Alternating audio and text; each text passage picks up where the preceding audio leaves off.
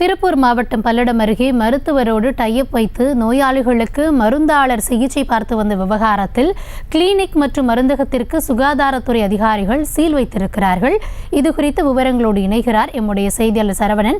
வணக்கம் சரவணன், எத்தனை நாட்களாக இதுபோன்ற வேலையில் அவர்கள் ஈடுபட்டு வந்தார்கள்? அவர்கள் மீது பதியப்பட்டிருக்கிற வழக்கு என்ன? விரிவான விவரம்.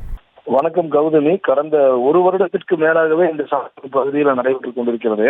கடந்த 3 வருடங்களுக்கு மேலாக திருப்பூர் மாவட்டம் சின்னக்காளிபாளையம், அதாவது இந்த பகுதி மங்களம் அருகே இருக்கக்கூடிய ஒரு பகுதி.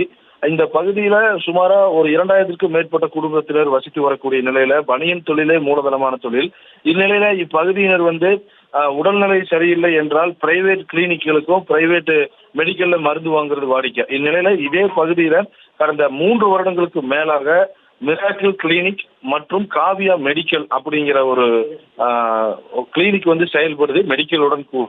இதைய மிராக்கிள் கிளினிக் அப்படிங்கிறத நடத்தி வருபவர் மார்சல் முகேஷ் ஆண்டனி என்பவர், மருந்து கடை நடத்தி வருபவர் லிட்டில் ஃப்ளோரா என்ற பெண் ஆகிய இருவருமே இந்த சம்பவத்தில் ஈடுபட்டது தெரிய வருது. அவர் மருத்துவராக இருந்தாலும் இந்த லிட்டில் ஃப்ளோரா என்ற பெண் மெடிக்கலுக்கு வரக்கூடிய பொதுமக்களிடம் இன்ஜெக்ஷன் பண்றது, பரிசோதனை, மருத்துவருடைய அனுமதி இல்லாமலேயே மருந்துகள் வழங்குவது போன்ற அன்றாட நடவடிக்கையில் ஈடுபட்டு வந்திருக்கிறார். இந்நிலையில இதனை அறிந்த அப்பகுதியைச் சேர்ந்த பொதுமக்கள் சிலர் திருப்பூர் மாவட்ட இணை இயக்குனர் கனகராணி அவர்களிடம் தகவல் தெரிவித்ததை தொடர்ந்து கனகராணி தலைமையிலான 5 பேர் கொண்ட சுகாதாரத்துறையினர் மெடிக்கலை மற்றும் கிளினிக்கில் ஆய்வு மேற்கொண்டு போது மெடிக்கலுக்குள்ளேயும் அந்த கிளினிக்குள்ளேயும் நிறைய இன்ஜெக்ஷன்ஸ், நிறைய டேப்லெட்ஸ் இது எல்லாமே இருந்திருக்கிறத கண்டு உறுதி செய்யறாங்க.